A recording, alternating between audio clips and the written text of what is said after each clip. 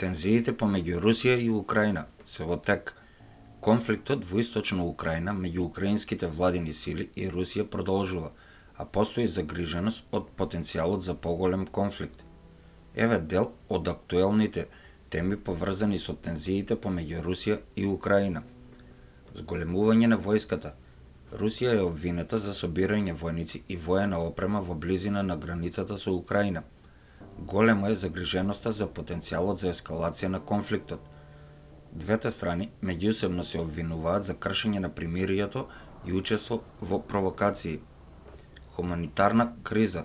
Конфликтот предизвика хуманитарна криза при што загинаа илјадници цивили, а многу повеќе се раселени. Постои загриженост за недостигот на пристап до хуманитарната помош во регионот, како и за тековното влијание на конфликтот врз цивилното население. Дипломатски напори. Дипломатските напори за решавање на конфликтот се во тек, вклучително и преговори преку форматот Нормандија, вклучувајќи ги Украина, Русија, Германија и Франција и трилатералната контакт група. Сепак напредокот е бавен, а постои растечка фрустрација поради недостаток на напредок. Меѓународни санкции. Америка и Европската унија воведоа санкции кон Русија како одговор на низините акции во Украина, вклучително и анексијата на Крим.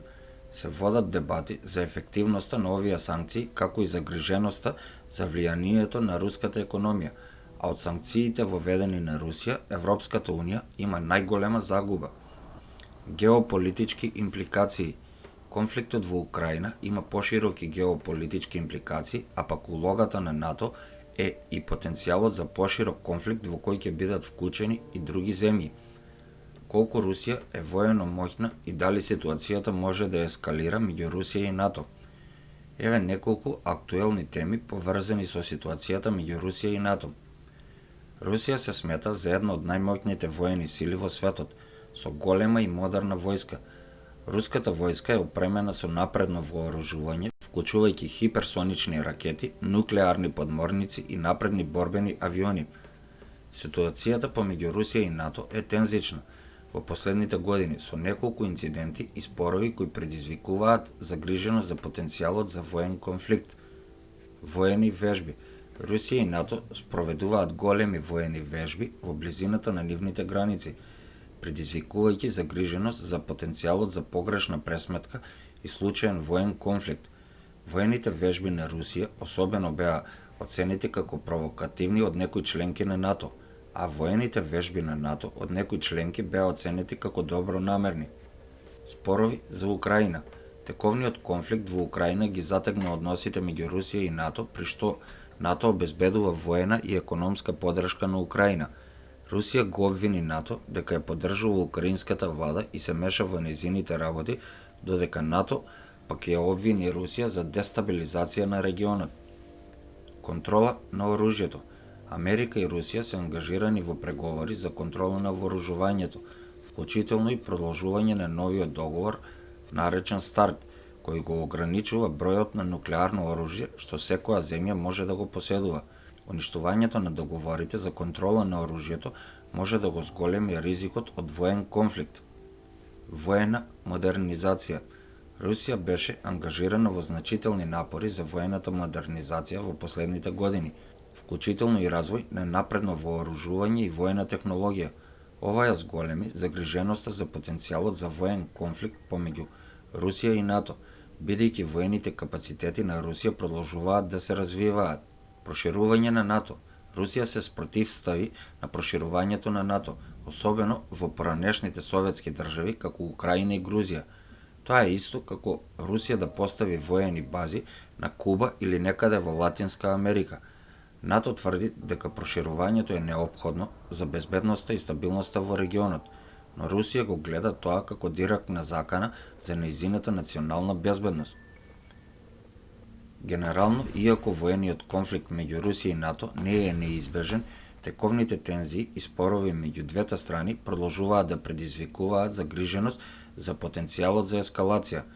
Дипломатските напори за решавање на конфликтите и подобрување на односите меѓу Русија и НАТО се во тек, но напредокот е бавен, а ситуацијата останува нестабилна. Воено присуство. НАТО го зголеми своето воено присуство во Балтичките земји и во Источна Европа.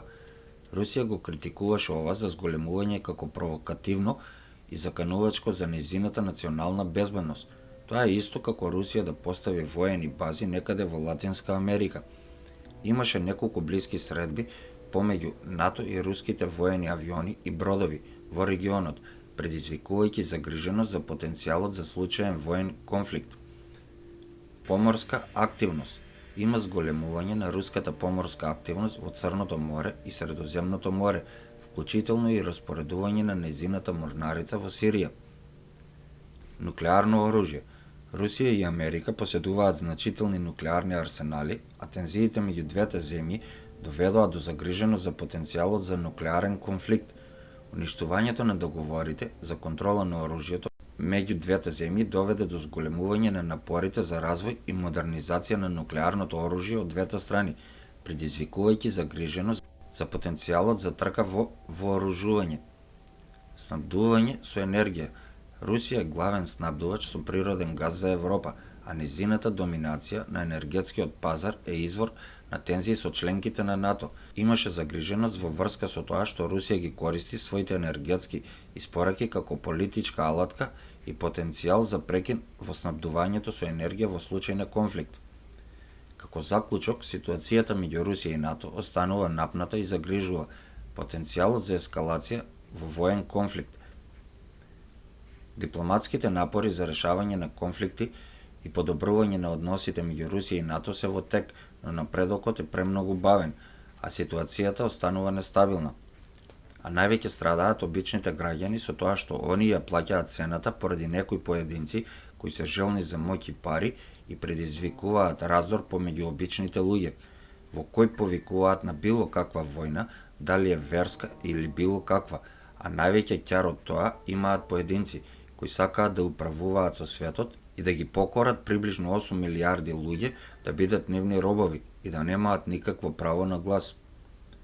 На вас останува да процените сами дали е тука се нормално или не, и би ми било драго да го прочитам и вашиот коментар. Доколку ви се допадна видеото, ставете subscribe или претплати се, кој е потполно бесплатно. За вас може ништо не значи, а за каналот значи многу. Ви благодарам за вашето одвоено време.